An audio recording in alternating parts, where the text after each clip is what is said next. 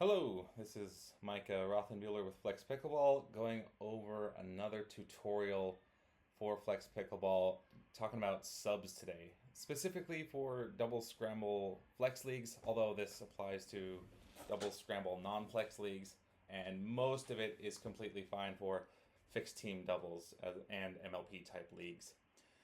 So yeah, there's kind of a lot to know, and as league organizers kind of get started, they actually have a lot of questions around this, and there is kind of a lot to decide and a lot to configure and think about. So I'm here to get used to all of that. So kind of the first question is, when would we need subs, and kind of what are subs? So a sub is a substitute, right? So basically when one player schedules for a time and then later on says, oh, okay, I need to back out, then somebody else needs to come in, otherwise the group doesn't get to play at all. So very occasionally someone simply won't show up without a word, and that's no good. Or they just have to reschedule a bit earlier, or sometimes they get sick and injured. We'll go over buys later, and we'll differentiate what that is. But yeah, a sub is basically, say you've got your league going here, and this group is planning to meet up Monday at 8 a.m. At Veterans Memorial Park, but then suddenly, Rachel Martinez needs to come out because something came up. So that's basically what a sub is, and when we would want to have one. First of all, though, let's differentiate this from a buy. So a buy is not exactly a sub. A buy is when they opt out of the round altogether ahead of time. And so in our previous example, if this group is already generated, then Rachel already can't take a buy. But if Rachel knew ahead of time that she would be out this week, she's traveling or something, then what she can do is go here, or she lets you know in this example. So let's say Rachel lets you know ahead of time. So for this round that's already in progress, I would have come in to manage attendance, and I would have searched for Rachel Martinez, I think it was, and I would have clicked decline on her. And when the groups were generated, it simply wouldn't have included her at all. So this is good for them, and it's good for you too, since you don't have to get a sub ahead of time. But then there are follow-up questions to this, like what happens to their ladder rank? So by default, since this is kind of a nice thing to do, especially for you as an organizer, their rank will stay exactly the same. If you don't agree with this, that's totally fine. When the leaderboard is generated, you can go ahead and change it.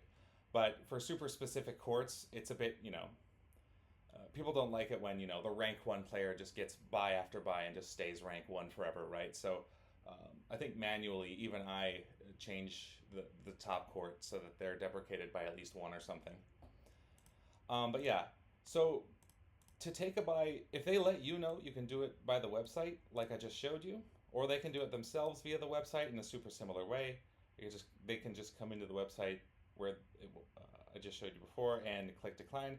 And I could also do it via the mobile apps. Okay, so now we know what a sub is and when we would need them, and we've differentiated them from buys. So now how do we literally add a sub once we're ready and we have our sub and we know who's coming in? Yeah, the instructions are here, but basically I can show this in real time as well.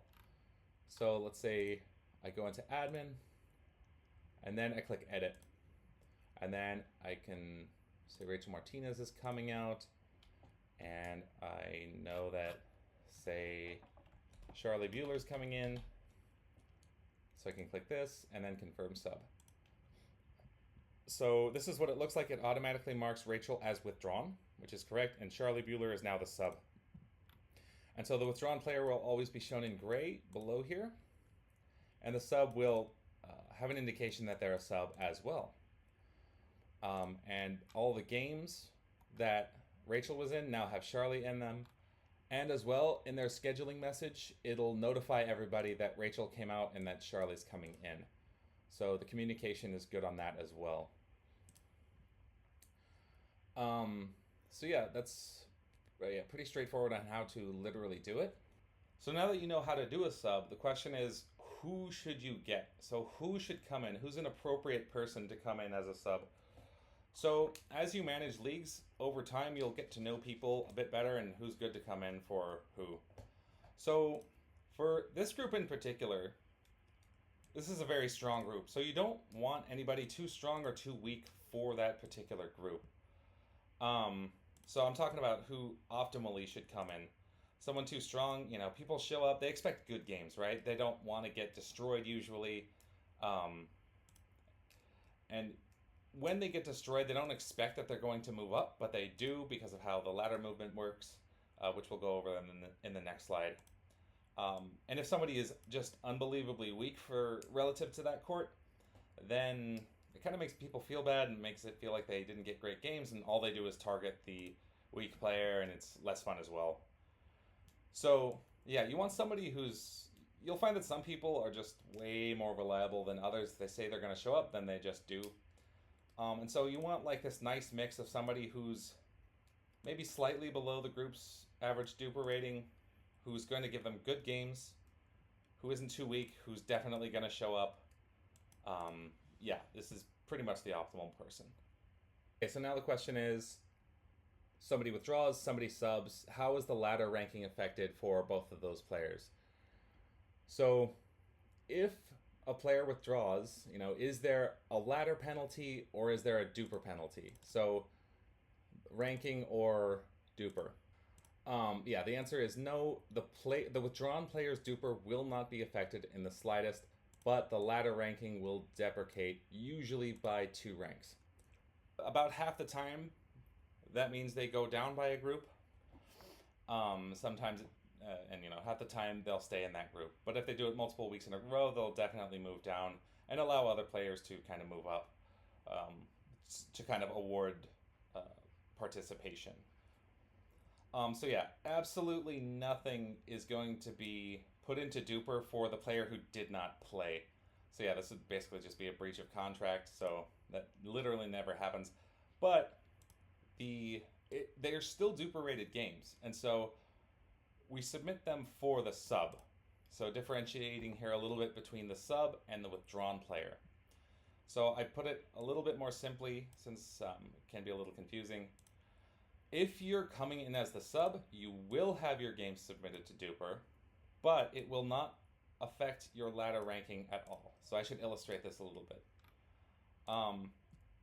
So it's important to note that when you get a sub for a certain group, they can totally come from another group. So I put in Charlotte Bueller here, but let's say Rachel Davis.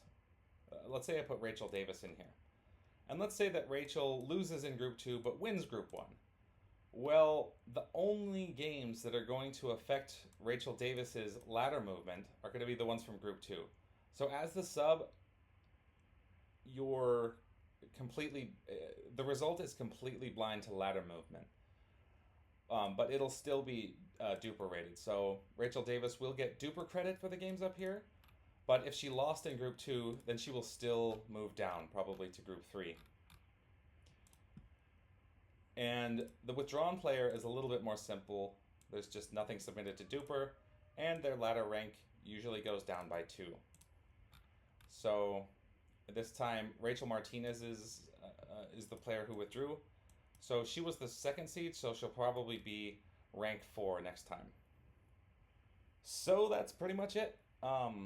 Just wanted to note quickly that you can have more, multiple subs per group. Optimally, you have 0, but you could have 2 subs, you could have 3 subs. There's pretty much no point to having 4 subs in a double scramble league with a group size of 4, but yeah, you could technically do it. If sometimes the player coming in as a sub also needs to withdraw, so you can sub for them as well the same way in the UI. It's like nothing ever happened to them. So yeah, that pretty much wraps it up. Feel free to email me at micah@flexpickleball.com, and I'll see you in the next one.